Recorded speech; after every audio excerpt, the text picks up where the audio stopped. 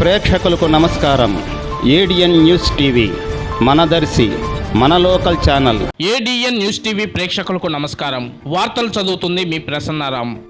దర్శి ప్రాంత అభివృద్ధిని దృష్టిలో పెట్టుకుని గత టీడీపీ హయాంలో ప్రతిష్టాత్మక జాతీయ చోదక పరిశోధనా పాఠశాల నిర్మాణం ప్రారంభించారు. ట్రాక్ ఏర్పాటుకు కొండ ప్రాంతాన్ని చదును చేసి పరిపాలనా భవనాల నిర్మాణం చేపట్టే సమయంలో ప్రభుత్వం మారి వైకాపా అధికారంలోకి వచ్చింది. దీంతో ప్రాజెక్టుపై నీలి నీడలు కమ్ముకున్నాయి. తిరిగి కూటమి ప్రభుత్వం అధికారంలోకి రావడంతో పాఠశాల నిర్మాణంపై ప్రజల ఆశలు పెరిగాయి. దీనికి తగ్గట్లుగా రాష్ట్ర రవాణా శాఖ మంత్రిగా బాధ్యతలు చేపట్టిన రాంప్రసాద్ రెడ్డి తన తొలి సంతకాన్ని చోదకుల శిక్షణ ఇచ్చే ఫైల్ పై చేశారు. శిక్షణా కార్యక్రమంలో భాగంగా దర్శిలో చేపట్టిన ఐడిటిఆర్ తిరిగి ప్రారంభించేందుకు మంత్రి అనుమతించారు. దీనికి సుమారుగా 18,51,00,000 రూపాయలు అంచనా వ్యయంతో దీన్ని ప్రారంభించారు. ఆ నిధులు విడుదల చేయడం ద్వారా తిరిగి నిర్మాణాలు ప్రారంభించేలా చర్యలు తీసుకుంటున్నారు. దీంతో దర్శి నియోజకవర్గ ప్రజలు హర్షం వ్యక్తం చేస్తున్నారు.